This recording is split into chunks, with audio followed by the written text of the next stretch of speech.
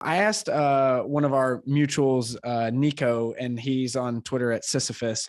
And it's, for some weirder questions. So I kind of want to go through a little bit of a, not rapid fire, but I just want to kind of get it on your mind. Some quick weird angles. Quick ones. Right, okay. So like, and then you can, wax or whatever. So have you had your I made it moment yet? So I had one I made it moment in 2015, I think, in the fall, when I'd gotten accomplice growth to the point where the number on my like how much revenue I'm making had hit the threshold that I was targeting for not having to get a job. Okay, that's a big that's a great number. Yeah, that's a solid number. It was a very low threshold. Like that's hilarious. It's literally like I think Scott H. Young coined the term poverty threshold. It's like okay the sure. level at which you can ramen profitable is kind of pointing at the same thing. It's like, I was not paying a lot in rent at the time. I was eating very cheaply. I now eat almonds and cashews rather than peanuts, so I feel very rich. But like at the time, it's like peanut butter was like a major staple of my diet, okay. And that thing is one of the, you can buy 3 days worth of calories of peanut butter for like $5 when it's on sale. Right. I get you. But like, you don't want to be eating only peanut butter. Anyway, so you get the idea. So, but point is, I had a sense of like, I made it in that moment. And then I'll just mention another moment, which is kind of, it's sort of the opposite of I made it a little bit. It's sort of both. There's this song, the bear went over the mountain to see what he could see or whatever. And like when he went over the mountain, what he saw was another mountain. Sort of like a little bit like that. But like in summer 2020, when I had the insight that I've been calling the non-naive trust dance. Sure. I had this immediate sense of like, simultaneously, this is like, wow, I figured it out. And also, holy shit, I have so much work to do to convey this to the world. Like there was this sense of like, my life's work for the next decade at least is just going to be explaining this thing. Oh, that's cool.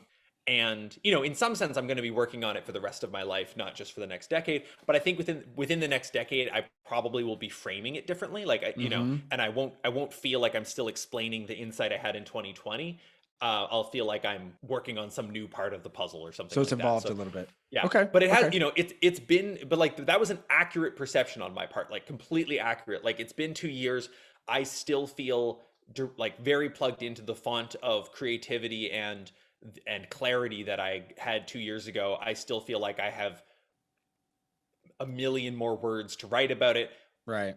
Hundreds of more videos to make about it. Like it's clear there's a ton of stuff to say here. And so that was the moment of like, oh, I've made it. I have a life's work now.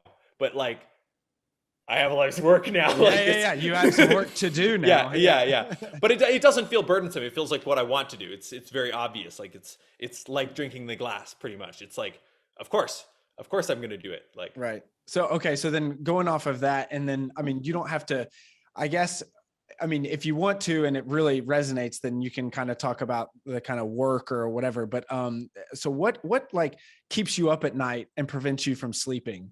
Is it any just work doing stuff? Okay. I usually don't have trouble falling asleep when I'm laying in bed anymore. I used to, but it was less like rumination. It was more just like I was trying to go to bed too early. Like I might be one of those people whose natural day cycle is like 24 and a half hours or something. Like if I found that if I was fully rested, I would just lay in bed being like, okay, here we go. But honestly, some of that actually has improved since I did a bit of ideal parent figure protocol. Which basically involves sort of healing early attachment stuff. Like imagine being sort of held by some parental figure who is just sort of perfect in every way.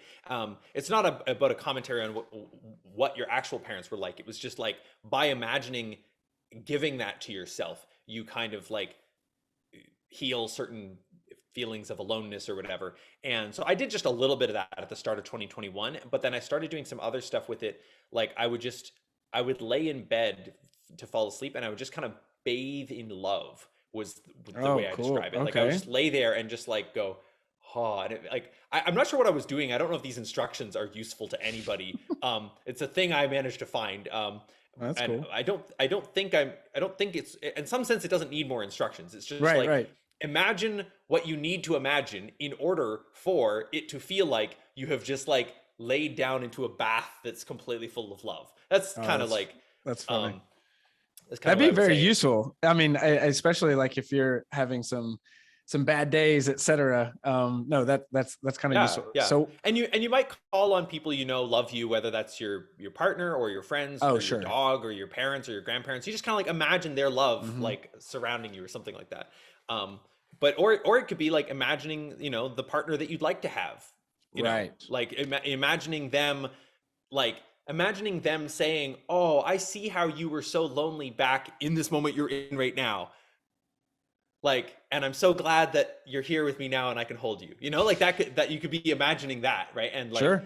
giving that feeling to yourself. So yeah, so I don't get kept up at night anymore except by being really excited to do whatever I'm doing, Well, which okay. So is that's the next often. question. So, like, what transforms you kind of like into like either the hero in, Joseph Campbell's The Hero's Journey, or as Nico put it, the Hulk? What makes you Nice. just change I into was the just Hulk? thinking like beast mode. Yeah, exactly. Um That's another great way to put it. Yeah, so there's this tension between like someone being wrong on the internet versus like having someone who I expect to actually understand what it is that I'm saying. And like Hmm. a lot of people are motivated in their writing by trying to write it or trying to explain to people why they're confused. And I've done a bit of that, but recently the thing that's actually been really driving me is like I attempt to write something up to explain it to like one person who I'm really close with, Oh, okay. who I Okay. feel mostly gets me already, and I'm Right. like let me just lay out all of the little minutia of all of the stuff. Check it out. Right. Look at all this stuff, right? You get me, right?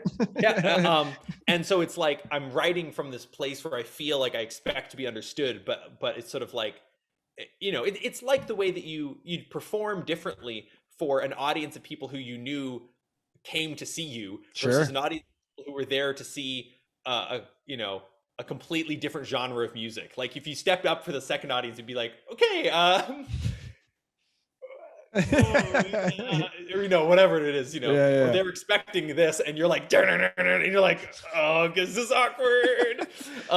Right? There's something there. Easier to kind of get in the pocket, and then the second half of the answer to your question is Yeah. music.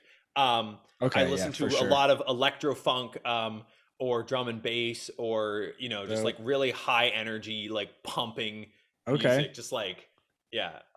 Sets the environment That's around my you. jam. Yeah, Okay. yeah, yeah, Okay. yeah. Okay.